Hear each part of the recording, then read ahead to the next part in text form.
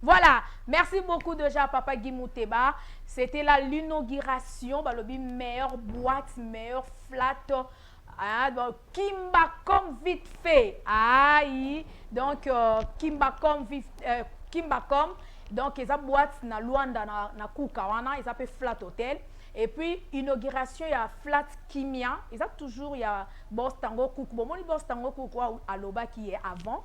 Hein? Donc, lui, boss azan est jeune hein waza ki pembe bo yonde boss tango kukuye wana donc muto ana mbongo na ye nzamba pambolié na kisité mais na mbongo na ye ya mutoki na ye ya koluka donc lelo asali ba œuvre donc ba flat yango wana apesi ba misala a soutenir la fondation Betty Masengu et surtout tozokende déjà le 25 awa fondation Betty Masengu et okende ko sepela ko lia kopesa joie na ba orphelin ya Bravo Jésus orphelinat ya boss na biso papa Mike Mukadishik Mont donc torokende wana poto sepena ba orphelin wana donc na yebi que boss déjà ya soutenir la fondation Betty Masengu hein, donc paquet boss roya rozanga te po wana bana na fo ba zota mo sac ya loso sac ya semoule bidon huile sachet sucre paquet baji bilamba rolata bana na ba sepela. Alors déjà merci beaucoup à Papa Guy Mouteba, nous sommes de retour. Papa Jefté Pacifique Azala qui wana na Banzangungu. Alors c'était vraiment très bien passé. Soza na Banzangungu kena olala na flat kimia. Boîte pesawana air monko moi tout ça la bien. Bonjour et bon dimanche Fumu. Oui, merci. Bonjour encore une fois de plus. Merci, bonjour. Na sepeli. Bienvenue na émission na biso hein. Merci. Merci beaucoup. Kimia Yabakoko ilata nzoto. Amen. Lolenge ilata nzoto na première partie puis lolenge kolata nzoto na fin émission. Merci. Pambate na vuti tellement musika. OK. Na bandeko o baza informé te. Fumu auti précisément na Bas-Fleuve. OK. Na province ya Congo central. Oui. Fumu aye juste pour na ko telisa communauté. Oui. Bandeko banso o bazali na bobumi nzela nde bazonga na nzela lolenge tata nzambe e nzambe mpontulendo na bakulu na biso lolenge ba sengeli makambo etambola. Merci. Merci beaucoup. On est aquí juste une petite présentation. Il y a invité Nabiso. Alors, Fumu oza awana mabele ya ba ancêtre hein. Mabele ya ba kokonde tolobaka. Exactement. Olobi outi vraiment musika, oye na émission na biso mbala liboso mais nebi ke mbala sukate. Bande ko baso na biso. Mais quand peu ko yebisa bango po ezana bato belé bandimela ka penza bino ba fumu te. Belé so amoni fumu aomona kaka misusu baza ba bandoki bato akisi je sais pas na ebité mais quand un peu contexte nini bandeko ba olanda biso ba kokozwa yo na dimanche lelo. Bon, na bandeko nyonso oyo balanda ka mfumu ngimbi oyo ya muyombe auti précisément na Bas-Fleuve na village ya Tselambanga. Alingi juste kotalisa bandeko banso que pouvoir ancestral ezala kindokité. Bokoko ezala kindokité. Alors que ezali évangile ya Bible. Alors que na ba magicien ou ba apprendre makamuna na Bible, soit na ba livre, nde bazali ko interpréter biso na kati ya pouvoir ancestral ki bondoki o bino bolobelaka na Bible toyebi yango te. Alors que pouvoir ancestral ezali ki bonzambe ya solo. Pambate avant que Bible ekote la biso, pouvoir ancestral existaka. Tozalaka déjà na pouvoir na biso, ba koko banako selaka yango. Ozolanda lelo ekomi bondoki. Alors que nyonso o magie ezo sala, ezali copie ya pouvoir ancestral. OK. Merci. Voilà. Et pendant que je suis en train de parler, si je parle le même langage avec Montréal, les jeunes Mouteba, déjà les images, d'Olanda ba image, il y a un Fumu, Moussalo Salara, yo le bien très bien, et ça kindokité, et ça va pouvoir ancestral. Exactement. Donc mais tout le monde a ozo bimisa mbongo. Nyonso aneza magie te kindokité. Ezali richesse ancestrale. Nyonso oyo magie esalaka, ezali copie ancestralité. Pambate mundele azwi mayele awa nde akei ko pratiquer yango nesika na ye. Ezali magie te. Biso etobenga yango ezali nkinzu, wana ezali nkinzu kwa lolendo. Nkinzu kwa lolendo ezali richesse ancestrale. Ezali na pouvoir ya ko produire toutes sortes de monnaie en bongo. Donc même pas en franc congolais, même en dollars, même en euros, de toutes sortes de monnaie en bongo. nkinzu eproduira yango. Alors que na bandeko o bazaka na confusion ya ko sala différence ya ko kotisa pouvoir ancestral na magie ezala lolenge moko ezalaka archi faux. Alors que sur les plans spirituels biso na pouvoir ancestral toyebi bocarbonité toyebi mabete toyebi juste bolamu o etangami nyonso ya bolamu nde yango biso tosalelaka na kati ya pouvoir ancestral. Voilà.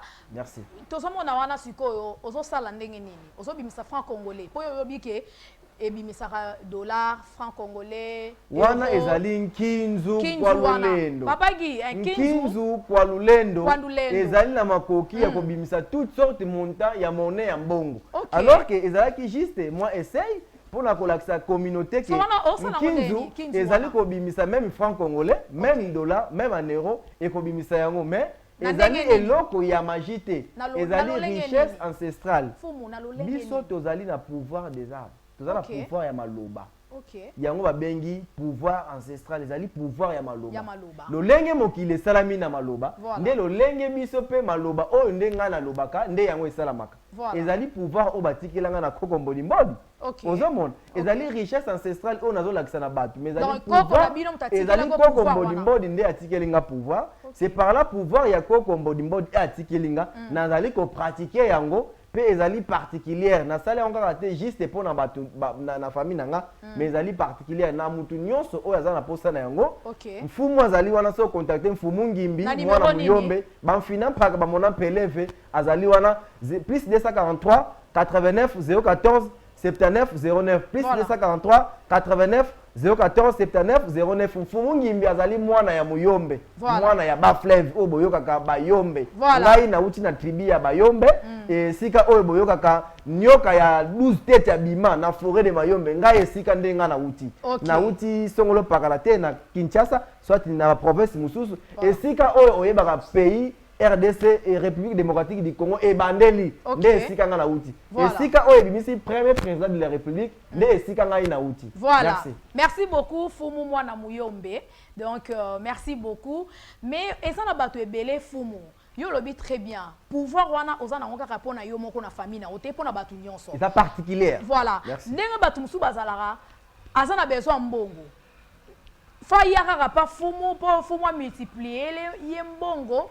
Mais avant comment yozo sengel su mbongo je sais pas ça se passe comment soki omoni mfumu oyo abengi mfumu na numéro ya mfumu ayebise makambo ya multiplication d'argent azali muyibi apamba te azoko kosa bato na kombo ya mfumu mfumu asalaka multiplication d'argent te alors que biso na pouvoir ancestral tozali ba richesse na biso oyo ezali ancestralité pamba te tozali na nkinzu kwa lulendo alors que comme exemple mfumu atambolaki na porte-monnaie traditionnel oyo ezali porte-monnaie traditionnel ezali porte-monnaie moko mfumu aye nango te awa mpona kolakisa bato lolenge ke ezomultiplie mbongo non emultipliaka mbongo te ezali porte-monnaie traditionnel ebimisaka toute sorte montant ya mbongo somme nyonso ya mbongo oza nango mposa ebimisaka yango mais ezali richesse ancestrale alors que na mutu oyo azalaka na posa ya porte-monnaie magique te parce que magie esengaka makila po eza biloko ya bapaya oyo ezali ya biso moko ezali traditionnel na biso oyo babengi esi omona libala esalama sa coutume esi omona libala esalama sa coutume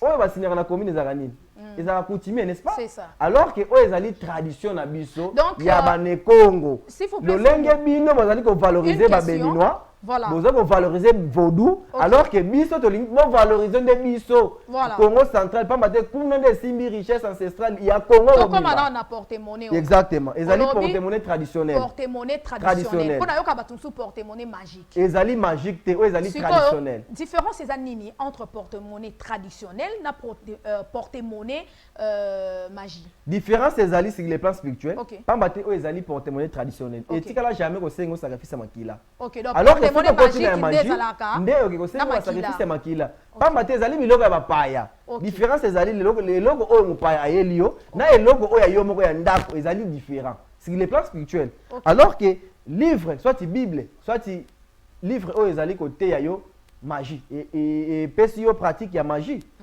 ozwi enseignement ya magie okomi kopratique yango alors que baconséquence ezalaka mais biso na pouvoir ancestral toza na baconséquence te voilà tozali na l'arbre de parler tozali na pouvoir ya makasa lolenge tata nzambe asalaki mokili na ye nde atiaki pouvoir ya maloba nde esali mokili et pouvoir wana biso yango tosalelaka pamba te ezali ya ba ancêtre nanga lokola koko mbodi ancêtre nanga asalelaki mokili lolenge esengeli et puis aserviaki batu oyo bazalaki na baproblème mikakatano mpe asungaki bango lolenge aponaki ngai lokola koko na ye asuka nde nazala na pouvoir wana ngai ndenge nakuti pouvoir nakoko boya yango te pamba te nazali moponami ezali te ke oyo ezali pouvoir ancestral soki oyoki mutu aza koyebisa yo pouvoir ancestral apprendre yango c'est archi faux parce que oyo ezali pouvoir donc baprenaka yango te eza na esika te okende kotanga ekole baprendre yo pouvoir ancestral ezalaka te oyo eza magie te pouvoir ancestral bakotaka yango classe te baprendaka yango te ezali don ezali ekabo ya tata nzambe lolenge asali mokili na ye nde apesi mutu na mutu na ekabo na lolenge tata nzambe apesi ngai ekabo ya kosunga batu na travers ya pouvoir ya ancestral ya bokoko na ngai ozolanda lolenge koko mbodi mpe azwaki temps ya kotikela nga pouvoir parce que nzambe nde asengelaki ezala bongo. Voilà, merci beaucoup. Alors merci, mais ezan eloko moko obiyongo très bien yo utina yo bakongo kuna na mboka bayombe oye na Congo awa sko osala musalango ya pouvoir ancestral na Congo to sala ngoka kuna na tozali na kati ya Congo entière. République démocratique du Congo. Alors que ezali juste ngai na uti na province ya Congo central précisément na Bas-Fleuve. Voilà. Alors ils ont battu mususu baye barate que Congo central na capitale. Non, Congo central est souki kaka na matadité. Congo central ezali tellement vaste. Est-ce que on va forêt de Mayombe? O botanga na histoire na ba classe. Nde sika mfumu ngimbi auti. Na uti na territoire ya Tselambanga. Ozolanda. Esika o mfumu auti ezali tellement front. Mais lolenge spiritualité ezaka na limite te. Mutu nyonso o akozana poser mfumu. Akozwa numéro ya mfumu ozala affiché wana et puis mfumu azoko répéter numéro plus 243 089 09 014 79. Mutu nyonso na poser mfumu au contacter mfumu numéro wana au bandela sous numéro. Oui exactement et plus 243 89 014 79 09. Mutu azana poser mfumu ako contacter mfumu na numéro wana mfumu azoko tika. Soki abengi mfumu na numéro mususu yeba ke za numéro ya mfumu te wana ezali numéro ya mfumu depuis nazwa pouvoir na ngai depuis 2000 depuis nazalaka na 15 ans bapesa nga numéro wana jusqu'à aujourd'hui nasalelaka kaka numéro wana nakenda nde ko renouveler basim mais eza numéro oyo nasalelaka yango. Voilà. Mais fumu comment ça se passe entre fumu na chef coutumier? Pamba te mfumu azali chef coutumier. Fumu chef coutumier. Tango babengi yo mfumu il faut na groupement oyo yo ogéraka. Kozala mfumu te lokola ba mfumu ya balabala. Faut kozala na groupement oyo yo ogéraka. Lokola ngai naza na groupement. Groupement mbala ezali groupement na nga na kati ya tribu de Mayombe. Ozolanda. Ezali nga naza na groupement mbala. Donc nazali légaliser l'état congolais ayebi que groupement mbala existaka na province ya Congo central na territoire ya Tselambanga. Ozolanda groupement mbala existaka. Ngai na uti na groupement wana nazali mokonzi na kati ya groupement wana. Ozomona mais tout jeune hein pour battre otala ba mona mokonzi ekipaka mokonzi mona muke voilà ezali ekabo premièrement ezali ekabo ya tata nzambe lolenge apesa ki facilité nde naza na pouvoir lolenge oncle akufaki nde atikelinga pouvoir donc mutu o atikelinga pouvoir o ya kibokonzi awa physiquement ezali oncle. Alors que oya tikelinga pouvoir spirituellement ezali koko oya boti kokololo ya ba mama do azali mbodi voilà ancêtre oya ngai oya tikelinga pouvoir on azali ko saela tu vois alors que physiquement muta tikelinga pouvoir ezali oncle parce que biso na bayombe tuzali ba matriarcat soko yoki mutu yako yebisa yoke pouvoir bayombe ezali ba patriarcat kosio parce que biso bayombe tuzali ba matriarcat to lenge oncle atikelinga pouvoir nazali ko gérer groupement mobimba. Voilà. Tout à fait. Donc, merci pour l'explication. En tout cas, merci beaucoup. Alors, pour la bande de Koba Biso, on l'a dit très bien que Fumu, aux un pouvoir ancestral. Donc, on a expliqué, oncle Mtatike la yo, Koko na yo et tout consort. Mais ils ont battu tout le monde là-bas Fumu, hein. Le chef coutumier, bah comment système est roté car bah pango. Chef coutumier teka kilo pango boy. Chef coutumier salaki boy. Babilo ko wana o ele kaka. Bah comment na bino ba Fumu. Ngai Fumu na teka kawa. Nateka mapango mais lolenge ki naza na kati ya village nde ozoko mona naza na valeur te alors que en terme koteka mabele nazali mokonzi ya mabele nazali mfumu ntoto tango ozobenga nga lokola mfumu nazali na responsabilité ya mabele na kati ya groupement. Mais botaka pe pitopale hein. Alors que pitopale biso na kati ya mboka, biso na kati ya mboka makambo wana ezalaka te, biso na kati ya mboka. Alors que makambo wana na yoka yango mingi na ba ville. Mais biso na kati ya ba village, na kati ya ba village makambo wana ezalaka te parce que biso na kati ya village to wela ki mokonzi te. OK. O azali mokonzi batiki azala mokonzi. Titango mokonzi muso akoya. Donc biso na ba village to wela ka ki bokonzi te. Voilà. Mokonzi o azala moponami nde yenda za esika wana. Mais entre bino pe c'est comme si bo mekana ka. Bo mekana biso na kati ya village. O mekana nu muninga wana ya o ya koya ko meka. O mesire o pese na nu pouvoir ya koya ko meka nde akutana kanango. Parce que ngai ozoko mona ngai boye physiquement mais spirituellement oyebinga te nazali nani. OK. Ozolanda. Alors que ngai oya koya ko meka ngai na kati ya pouvoir na groupement nanga nde akukutana nango. Voilà. Ozolanda. C'est ça. Parce que bakoko o batiki nga pouvoir baza bazoba te. OK. Parce que nazali moponami. Koleka nanga na media mama na uti tellement musika. Soki na tangi ba kilomètre okokamba. Voilà. Na uti na bas fleuve na fin fond. Voilà. Na territoire ya Ntsela Mbanga. Donc pona koma Kinshasa ezali passe. Très loin. Voilà. Là appelle bazo bongisa biso. Wana naza na kati ya village, naza na kati ya village. Wana ezali pouvoir bancetre na ngai. Nazali na bike kola bazo komona ezali na bakombo na yango. Wana naza na nzeki nzola na nembodi mbodi bakoko ya ngai. Baza bakoko na ngai ya kati ya famille na nga.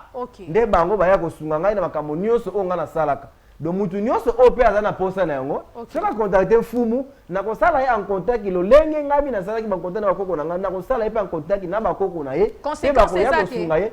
Biso na kata pouvoir ancestral to na conséquence te. Pamba te na ko répéter.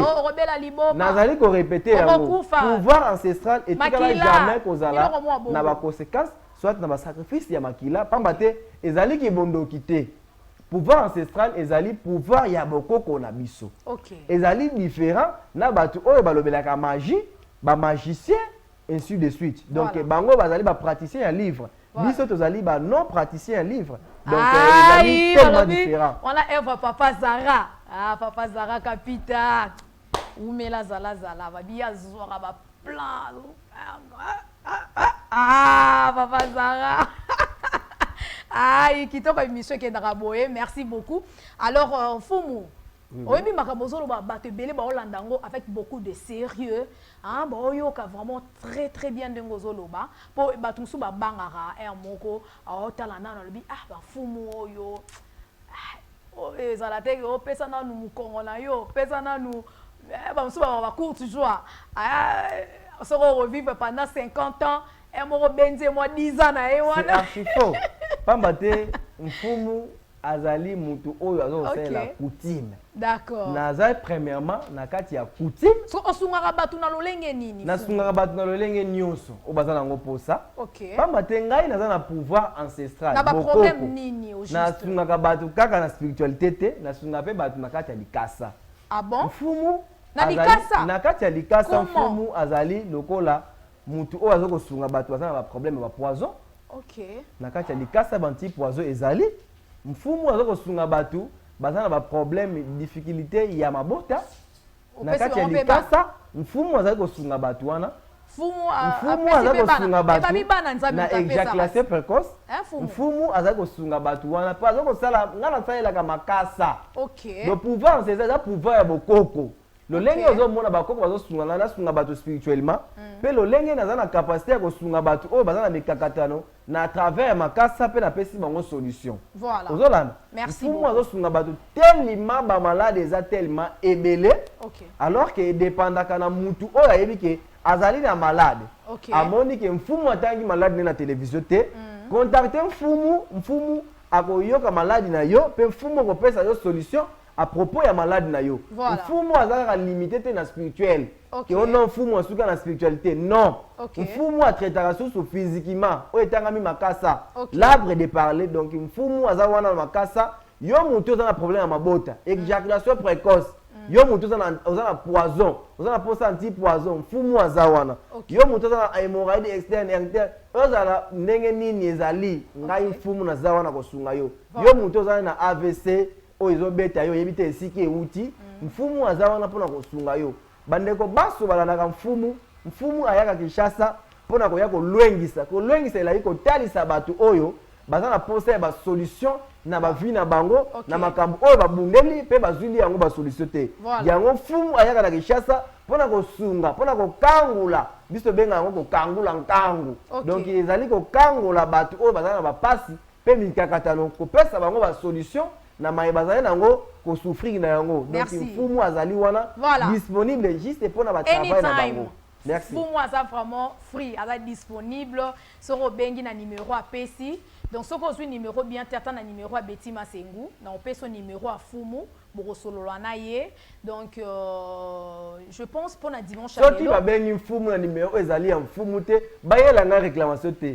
Pamba te ezali na batu o ba pirata ba compte. Ozolanda. Alors que Fumu ba benga na numéro na yo. Ezali na Facebook ezali kaka Fumu ngimi. OK, le TikTok Fumu ngimbi oyo azali mwana ya muyombe oyo bafina mpaka bamona mpeleve azali kosala bikamusi na tango nyonso oyo azali nango na mikakatano pe Fumu ngimbi asungi yo. Fumu ngimbi voilà babi Fumu ngimbi soko bengi okozwa ye moko donc obenga mutu mususu okosengeza ye te benga ye moko bosolola na ye moko donc voilà je pense le dimanche prochain tozala na ye pour na ba question mususu po boyebi la télé c'est le temps hein donc on est au battant Miss Mani ba question ça vraiment ebele bo mais ça na kana Fumu ngimbi na émission oyo abandoro ya pour na ko lendi ça na bandeko baza na ba problème ya lo bien très bien na batu oyo batunaka mfumu mpona makambo ya bankodia surtout ça mfumu tande bonga fona kota wana po bino bakodia eza na bino bakongo nkodia oyo ngai mfumu na ekolobela awa kodia moko batikelaki yo pa bakoko ebotaka mbongo na mbongo wa famille soki yo mutu oyo ozali na bandoto olotaka oyebaka te lolenge nini okokosala mpona kozwila yango solution mfumu ngimbi aza wana mpona kopesa yo solution à propos ya bandoto wana alors que yo mutu o batike la richesse ancestrale oyebaka te nini ya kosala yango koko na biso atika lutu atika fourchette atika eloko moya moke atika boye mais toyebaka te nini ya kosala mpona koyeba koko atikela biso nini bokontacte Fumu ngimbi plus 243 89 014 79 09 mfumu okopesa yo solution na citation nyonso oza na yango parce que Fumu ngimbi azali mutu oyo azali kokamba telima makambo ebele sur les plans spirituels et sur les plans physiques. Merci beaucoup Fumu ngimbi. Donc je pense le dimanche prochain tu recota vraiment na ba question mususu pour ba question vraiment ebele donc ebota ka moi problème ndenge ni bo salela soki koko atika ke loko bo fungula ndenge nini faut bo luka nani donc tu retournes à Fumu ngimbi dimanche prochain sera royal sous une émission mais je pense le quoi ça chaque dimanche to mandozoaye to tuna ka yeba question yo posa na ba problème apesi numéro rosolo na ye moko bokoye bandeni boko sala et Fumu ngimbi pour finir na dimanche lelo bandeko ba retenir nini na passage na yo et puis quelques dédicaces bandela sous numéro à téléphone alors que na bandeko nyonso o balandaki Fumu ngimbi mwana moyombe numéro ya Fumu ngimbi ezali plus 243 89 014 79 09 plus 243 89 014 79 09 ezali numéro ya Fumu ngimbi ezali numéro ya Fumu ngimbi 24 c'est 24 et kangamaka WhatsApp appel normal okozwa Fumu alors que na bandeko nyonso o balandaki ngai o bobebisi bambongo makambo oyo bozwili yango ba solution te Fumu ngimbi aza wana mpona kopesa bino ba solution alors que napesi mbote na tribu nyonso de bayombi tribu nyonso de bayombe oyo nyonso azali muyombe napesi ye mbote bisika azali alors que deuxième mbote nanga ezali napesi mbote na bandekongo nyonso oyo ayebiki azali nekongo azali nkesa alors que napesi ye mbote bisika nyonso alandaki mfumu na bandeko banso oyo bazali na mikakatano bazali kolukela yango solution bazali kozwila yango basolution te Fumu ngimbi atako malade yango etikali 2 jours olingi kokufa contacter Fumu okozwa solution na problème na yo yo mutu oza na problème ya activité osalaka ezoko évoluer te osimbaka mbongo mais ozomona mbongo no te contacter Fumu okozwa solution na problème na yo Fumu azali mutu awuti tellement musika ayeli bino na kati ya Kinshasa mpona kopanza sango na bandeko oyo nyonso baza na mikakatano oyo babundeli bazwili ba solution te Fumu azali wana mpona kopesa bino ba solution na ba problème na bino nyonso. Merci. Merci beaucoup Fumu ngimbi. Numéro bandela ya suka. Numéro ya Fumu ngimbi oyo alandi Fumu ngimbi numéro na ye ezali plus 243 89 014 79 09 plus 243 89 014 79 09. Ils ont le numéro ya Mfumu Ngimbi. Merci ya beaucoup. Groupement Mbala, Voilà. précisément na Baflev, na tribu de Bayombi. Merci beaucoup. C'était un réel plaisir de vous recevoir dans cette émission. Je crois que le dimanche prochain, en tout cas, Torozana Yopona, question Moussoufetika Libiso. Alors déjà, merci beaucoup à Papa Guy Mouteba. Un élément, question pour nous, de recevoir déjà notre invité Sissi Manto, le big grand sa père. Ça fait longtemps, hein, donc Nicolas, nous sommes en émission, Tozué Lelo na émission pour na news wa memeli bino bandeko bolingaka forme babi sapologie ne tombera jamais, hein. Aïe, le bi bon tango coup agence Kimba comme vite fait, donc le bi déjà biloka bien ezali toujours avec la fondation Betty Masengu déjà toujours qui ne ko bongisa malé mais pour na orphelin ya Bravo Jésus. Aux a quelque chose à couper ça pour na bana na bobenga Betty Masengu na numéro wana ekokoma, pas de problème. Maman Chantal Mouké, que Dieu vous bénisse maman, pour maman Sungara Fondation Betty Masengu. Et déjà pour na bandeko nyonso bolingi pe beaucoup ma donateur, il y a Fondation Betty Masengu, beaucoup ma partenaire. La porte est grandement ouverte pour tout le monde. Merci beaucoup Papa Guy Mouteba, balobi aïe déjà si Manto balobi sapologie ne tombera jamais, babi les bêta mi les longues émissions grave. Voilà Papa Guy, un élément, merci beaucoup et déjà Fumu Ngimbi le dimanche prochain, merci. Voilà.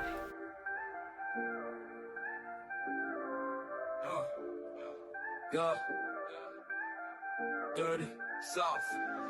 Quand t'es dans l'ombre, tu cherches la lumière. La puissance c'est la volonté, c'est la prière. Rien ne vient de rien, ça c'est la vérité.